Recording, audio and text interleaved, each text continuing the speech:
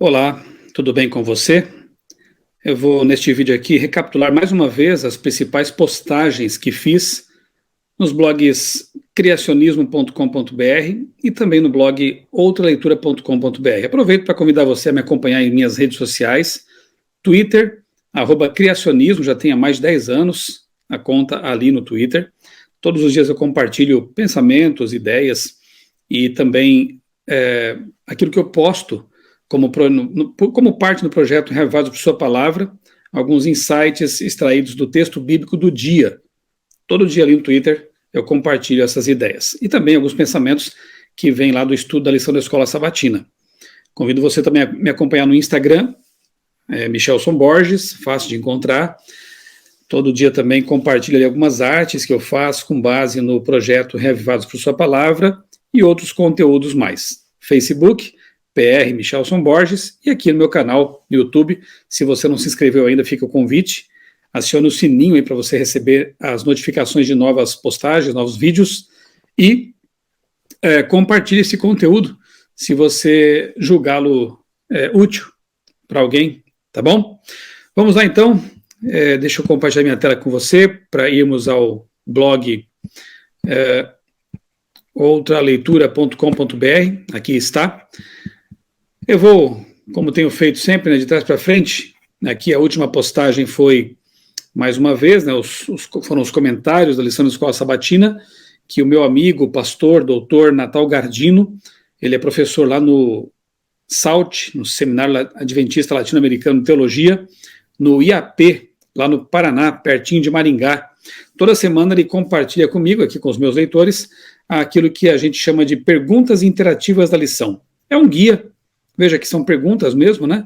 É um guia para ajudar na discussão, no diálogo ali, no bate-papo, durante a recapitulação ou exposição, conversa a respeito da lição da Escola Sabatina da semana, lição de adultos, né?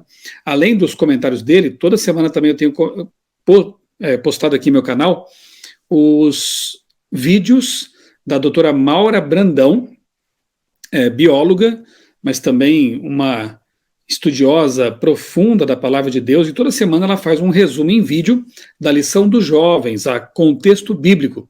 Comentários muito bons, por sinal, e eu coloco aqui no meu blog também o link, né, o vídeo aqui que ela faz toda semana da lição dos jovens, ok? O que mais que eu postei aqui nos últimos dias? Deslumbrante Deus, uma reflexão feita pela Danívia Matoso, que é uma revisora de textos lá na Assembleia Legislativa de Minas Gerais. Ela escreve muito bem, essa reflexão aqui está muito interessante, que sejamos essa criança boba vendo o que Deus fez e faz por nós, sem vergonha de parar tudo para observar ou de gritar para todo mundo, saber que o nosso Deus é deslumbrante. Uma reflexão muito bonita que ela faz com base em sua experiência de mãe. Na verdade, isso aqui está no blog Criacionismo, aqui, ó. Eu postei o texto inteiro dela aqui nesse blog, e ali, no Outra Leitura, está a chamada, então, para esse texto aí. Vale a pena a reflexão, muito bonito mesmo. O nome de Deus, gigantes e filhas e filhos de Deus. Aqui no meu blog eu também tenho publicado perguntas que chegam dos leitores, como esta aqui, ó. Qual a origem e o significado do nome Deus? E quem são os gigantes mencionados na Bíblia? Seriam filhos de mulheres que tiveram relações sexuais com anjos? Eu achei interessante postar essa pergunta com a resposta aqui esta semana, justamente porque a lição dos adultos fala um pouquinho sobre isso. Se você não viu ainda, tem lá no meu canal o resumo da lição. Por sinal, eu coloquei aqui junto com a postagem do pastor Natal, né? Aqui é o meu vídeo, Caim e seu legado. E como a lição trata também, menciona essa questão dos filhos de Deus e as filhas dos homens, que alguns entendem serem anjos que tiveram relações com humanas, né? Isso não faz nenhum sentido essa interpretação. Então aqui, nesse pequeno texto aqui, do Matheus Cardoso, que é um dos tradutores da Casa Publicadora Brasileira, há uma explicação disso aí. E logo abaixo, o link aqui para um vídeo em que há uma explicação também para essa questão dos gigantes mencionados na Bíblia. Ecumenismo 15 anos depois, aqui um pequeno texto do meu amigo pastor Sérgio Santelli, é um material muito bom, muito claro, Faz 15 anos que ele e eu temos estudado esse assunto a fundo.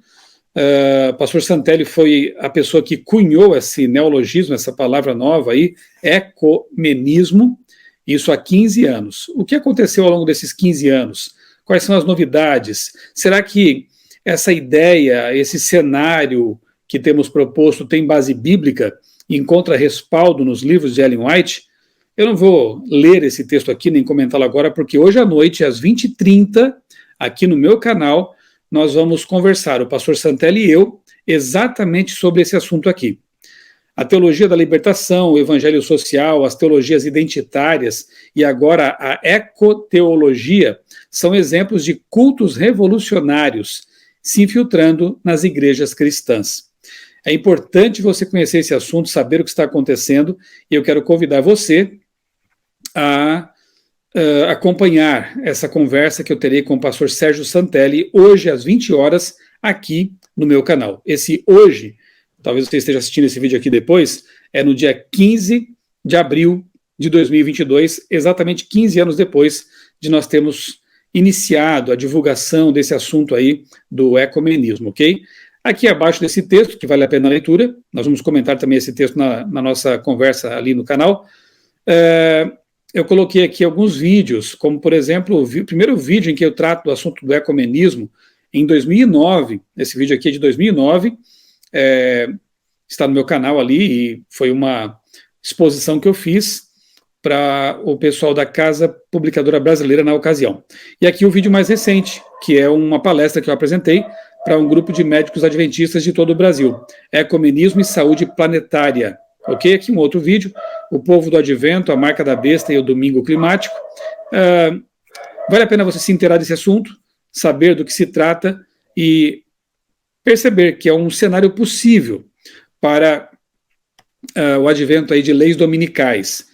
Não perca hoje à noite, então, essa conversa que eu terei com o pastor Sérgio Santelli sobre esse assunto. Homem é batizado após seguir orientação de plantio de Ellen White. É muito interessante esse testemunho que está lá no portal Adventista. Aqui está o link, né, que aponta diretamente para lá. Aqui está, homem é batizado após seguir orientação de Ellen White com respeito à plantação. Alexander trabalha com reflorestamento e quando viu o método do anjo de Ellen White funcionar, quis conhecer mais sobre Deus. Ele era ateu e foi lendo um livro de Ellen White sobre agricultura que ele acabou, então, se tornando um adventista. Uma história muito interessante. Fica aqui o convite para que você leia e conheça. O Parlamento Europeu aprovou resolução que condena tanto o nazismo quanto o comunismo.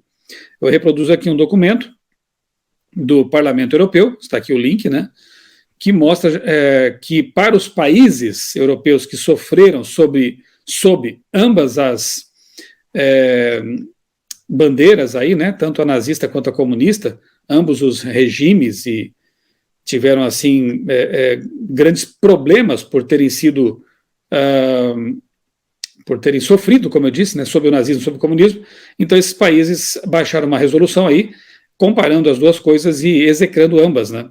E aqui na notinha eu escrevi o seguinte: os países da Europa que sofreram sob nazistas e comunistas provavelmente sabem menos, é uma nota irônica, claro, provavelmente sabem menos de sua própria história do que o jovem brasileiro, universitário, militante.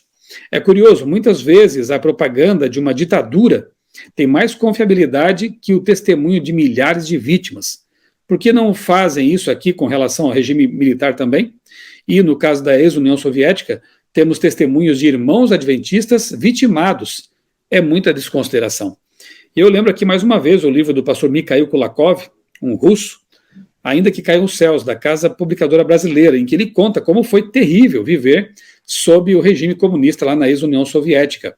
Aqui, nesse vídeo, a minha esposa e eu fazemos algumas indicações de livros e eu comento justamente sobre o livro do pastor Mikhail Kulakov.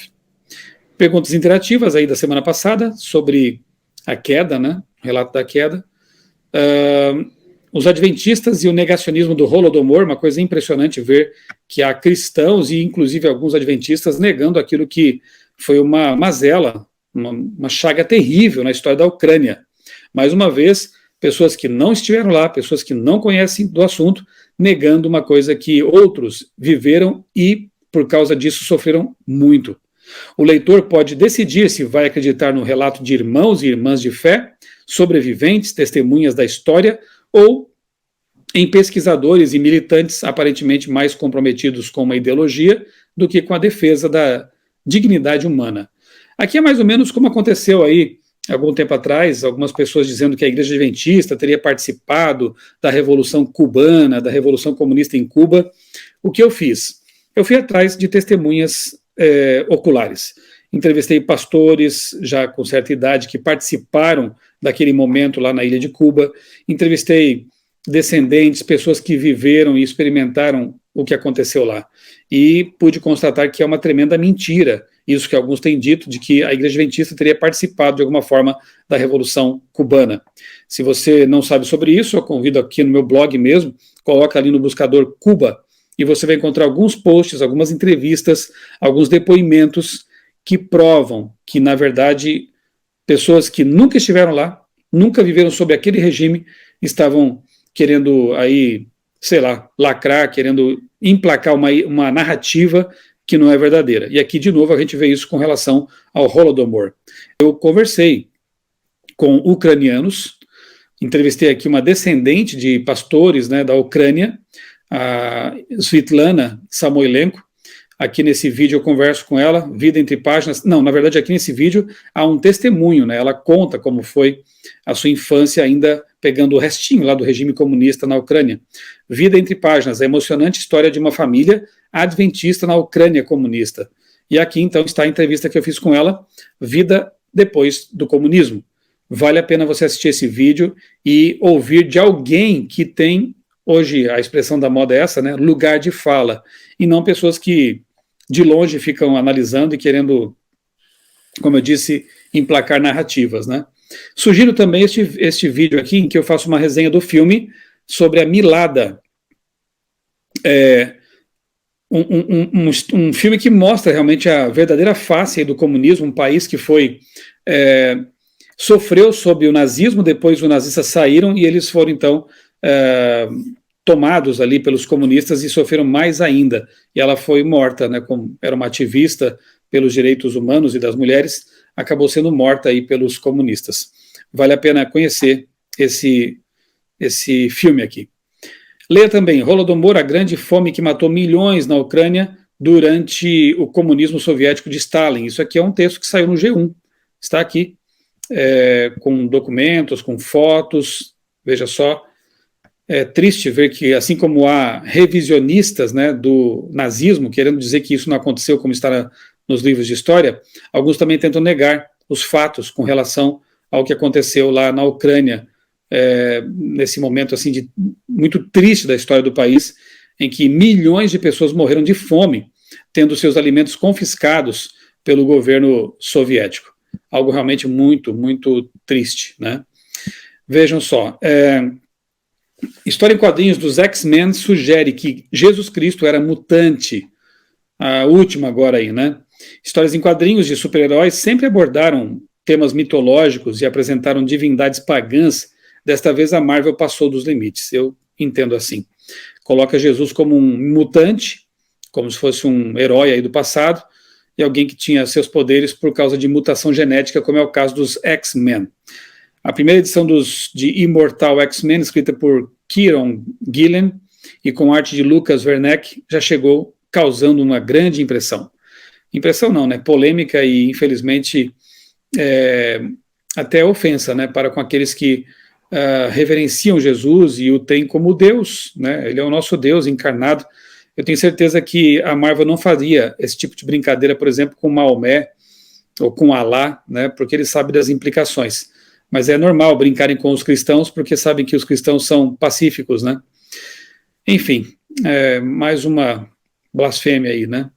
Eu aproveitei para lembrar do vídeo que eu gravei, uma palestra que eu apresentei um tempo atrás sobre o filme Os Eternos, da Marvel, Deuses e Mitos para o Mundo Moderno. Se você não assistiu ainda, está aqui. Então o link que aponta para essa minha palestra. Descoberta surpreendente sobre Tiago, irmão de Jesus. Eu gravei um vídeo sobre isso. Falei sobre isso porque o livro que estamos estudando na lição dos jovens agora é Tiago, né? E eu entendi que era interessante passar essa curiosidade aqui. Se você não viu ainda, está no meu canal.